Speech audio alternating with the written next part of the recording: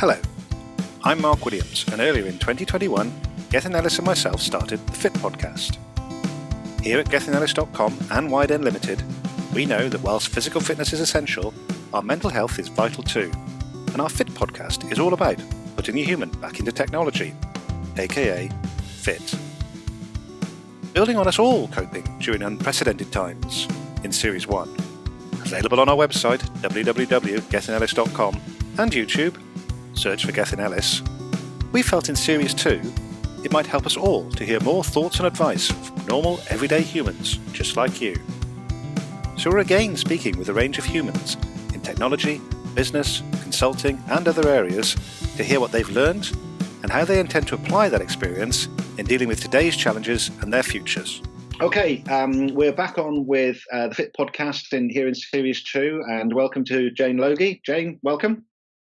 Thanks, Mark, for inviting me along. It's a pleasure. Obviously, you and I have, we've worked together a little bit, in years gone by, and now you're, and I've seen what you've been doing. You're a highly regarded independent consultant, specialising in transformation, type stuff. I think, and I'm sure we'll probably have a little bit of a chat about maybe how you see things and maybe how some of your clients see things as we go through this interview. But you're also an author, which you've been very coy about in our off camera dialogue. We may talk about that as well. We'll see. So just a nice easy opener to begin with. However you want to do this, just tell me a little bit about yourself and perhaps what you've done over the years a little bit, or personal or business wise, and what you're doing now. Of course. Okay. So as you said, I'm an independent consultant. And these days, I tend to help organisations to do things. It's quite straightforward. The first is I help them to either initiate or turn around or deliver strategic programmes of work, transformation type work. Or secondly, I help them to design and implement new operating models for change in IT, usually where, there's been some sort of need for an increased level of capability and pace and energy, and where tinkering around the edges is not going to get there, where those functions need to be rethought through in order to deliver deliver the agenda that the company has. So that's essentially what I do. My background is I've been in change in one form or another for 30 years. I'm old, hence the grey hair. I started out with UPS many, many moons ago before they came into the UK and did their big expansion. I was lucky to get involved through that expansion in all sorts of change activities. I got to spend a year with them designing their international systems out in Atlanta in America. I then came back and helped implement those new systems across Europe. I then joined Legal & General, spent many years there, helping transform all parts of their business. And more recently, the last sort of 7 years, I've been working through other organisations, helping them to do stuff that's, big and complex. And my sweet spot is big change. So I'm not the sort of person you call in to just do a big important project. That's not my sweet spot. My sweet spot is we want to create a new business model, open up a new line of value to the organisation, attack a new market, merge with another business. So it's proper transformation. Yeah. And I'm very pleased you said that, actually, because I think we'll talk about this as we move forwards. But lots of organisations say they want to transform, and I'm not sure they all mean that. But I also want to ask you though about your book and what inspired you to write. I've read it, and I've commented on it, and I really enjoyed reading it. And I'd like to say something once you've said whatever you're going to say, about that book. But it seems to me as though you're generally setting out to try and give some real good practical guidance to people, and is that how you intended it? That is exactly it. So I would be happy if just one person somewhere read my book, spotted something that they could that seemed similar to a situation they were facing into. And they thought, wow, I now know what's going on here and I can do something about it. So yes, everywhere I've gone over the last goodness knows how many years helping do this transformation type work, I come across the same sort of problems over and over again. I'm connected with people like you, really good practitioners in the community. We all share our stories, and again, the same things come up time after time. And yeah, the book was I wanted to write about those common causes of failure, because I just feel that after all these years, we know enough about what goes wrong to share that with each other, so that we stop programs from falling into the same holes. So yes, it's trying to, in a way, trying to give something back, I suppose, to the profession, and to provide some insights. I hope you don't get offended by what I'm about to say. Right, no, that's a good segue, isn't it? So I read the book, and your place in the market is different to my place in the market. As you said right a few minutes ago, you are doing those really quite strategic transformational stuffs. My sweet spot probably more, on the other hand, is more, okay, you've got a big project to do and you need to get it done, or maybe a big program to do and you need to get it done. Not quite the same, overlap, yes, perhaps, but not quite the same area as you. But obviously, some of the techniques are similar, across both. And so I'm reading it as I like to think, a practitioner, and I'm going, oh yeah, fine. You need to get a steering committee, and these are the right people. And then I stopped, and after about, I don't know how many not chapters, because you had about 5 chapters if I recall it, but how many sections in that first chapter? And I thought, no, hang on a Mark, just a minute. This is actually really, just because I know this stuff, right? And frankly, I need reminding about it from time to time too. Doesn't mean to say that anybody else does. And then that point, and I don't know what triggered that point in my mind, but it was a real sort of epiphany moment, I suppose. I'm thinking, do you know what? Actually, and I meant it when I said on the comments, yes, it is simple, straightforward stuff, and you've got the sort of good examples and the bad examples in there, and a checklist of things that need to be done at each stages.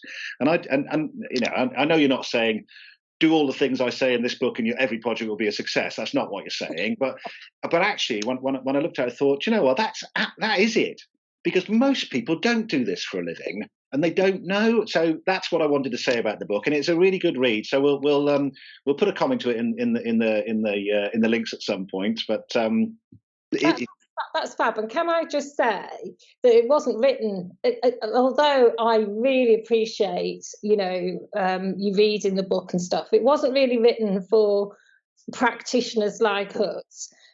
Because we do know this stuff, we do know it. It was written, so I wanted to write it for busy executives in companies that were maybe CEOs, COOs, CMOs, CROs, whatever the C-suite you are, part of the C-suite you are, as a way to open their eyes to the sort of things that they need to concern themselves with when they're thinking about embarking on a transformation, and to give them a set of questions that perhaps they could pose to their transformation leadership team, or their program team, as a way to help them sort of unpack what's going on with their transformation program. And I don't think you might have noticed through it as well. There's lots of bits in there about what you really shouldn't be doing when you're a busy executive. By being an engaged executive, I don't mean meddling in the project and its plan. It's kind of like, what I mean is being visionary, building a coalition, support, all the things you should be doing. So it's built not for us, although it's lovely, and I'm so grateful you've read it. It's built for executives that are not practitioners. Well, for anybody listening and reading this as and when it comes out, frankly, yes, it is clearly targeted at that level, but it's a good read, I think, for anybody that's wanting to do any kind of initiative, small or large, because there's a lot of pointers in there that you can pick up. So I was genuinely, it was a really good read. I enjoyed it, and I'll read it again as well when I need to, in about 3 months' time, probably, when I need to kick off the next thing. But we will see. So. Just moving this on a little bit then. we've written this question. I don't know why we write it like this. As thinking about the last year, because it's not the last year. It's nearly 2 years now since we've all been, subsumed into the challenges of COVID and various other things as well. Within that period. And the question is written: what lessons will you take forward, and how do you see these being delivered? But whether that's you opining on your clients, for example, because obviously you and I are both consultants, so yes, maybe we need to take some lessons forward. But more often than not, it's there's one or two of us, so there's not hundreds of us in a business. So what are your thoughts on the last 18 months or so, and what needs to be thought about more and taken forwards more? Yeah, so there's two things that strike me. So I have been on a self-funded sabbatical writing and doing publishing activity, but I have been interacting with various networks and past clients and potential future clients over that period. And what I think I've seen is I think I've seen a move to a slightly more adult way of working. Okay. We've enabled people because of COVID to work and live, I think, a little bit more harmoniously, but, managing to balance their work and their home. And I think we've become more accepting of people having lives beyond the office. So it's quite normal to see people's dogs and kids in the background. And, people kind of tend to know now what people's kids and families look like, which I'm not sure they did before. So there's something here that's really awesome about how technology has been so quickly deployed, although it was on the agendas of many companies, but it's been quickly deployed, and how as a people we have, adopted and changed and got used to, and I think quite quickly relaxed a bit into, kind of this new, more empowered, more self-directed way of working. I'm not sure that's the same for everybody, and I know there are people that aren't fans of it, but I think there's something in there not to be lost. I think that it'd be a shame if we lose it. And then the second thing linked to that is just the pace and energy that COVID forced upon us, to change. I think that shouldn't be lost. We're all a bit slow, in my opinion, when it comes to change. Yeah. And the third is, and it's a subject that I'm really into, it's this idea of connectedness. So, life's changed. We're not all in the office together. We're in different places at different times doing different things, meeting maybe over Zoom or whatever. Yeah. And I think, connectedness as a capability set has become even more important. So knowing who you need to stay connected with and creating opportunities to connect in the right ways about the right things, whether that's within your organisation, beyond the boundaries of your organisation. So I think that whole bit around, connectedness and needing to be really good at managing that. I think if you've got that capability in this new world that's been created, I think you're gonna shine. I many years ago, before I came to work at L&G, where we both were, a good time before that, I was working for BT. And I remember one of the first things that my then I was in a sort of commercial salesy type, salesy and delivery type role. But I remember him saying to me, the hardest job is not selling to your clients. The hardest job is getting BT to do what you want it to do. And to that, you need to know people. And obviously, BT was a huge organisation, 15, more than 12, whenever that was, 20 odd years ago when I was working there. And the organisation that we both worked for wasn't anywhere near that big, but nevertheless still had whatever it was, 7,000 or 8,000, I think, people working for it. And knowing your way around is actually quite important. And I don't just mean that within the organisation, because I think I quite like that word, connectedness. I think that maybe we'll talk about this in a little while. That absolutely helps as to how you get something done, as opposed to what to get done. Yeah, and it's creating people, it's connecting people with people and people with things and teams with teams, and I just think, it's something we did before, but it's something that you've got to be super good at now. and you have to put a bit more thought into it perhaps than you have in the past. But and yes, I do agree, BT must have been absolutely massive, but you're right, even in our days at L&G, and you're right, I think it was about 7,000 employees, if you wanted to get something done, you needed to know who to go to, didn't you? Yeah, you certainly did. You're talking a little bit, sort of moving on into the next question. You're talking a little bit about essentially the pace and adoption of technology change a few minutes ago. Do you think this is not explicitly about, say, IT help desks, but it could be about that. But do you think users have grown in confidence in their use of technology? Since we've all been forced into that. And what might the consequences of that be? Well, that's really interesting, isn't it? And I did think about this last night, and yeah, I do think so. So grandparents using Zoom, online shopping for all. Yeah, I think people have been forced, who wouldn't naturally have done it, and for people who perhaps were more tech savvy, they've perhaps just embraced it even further.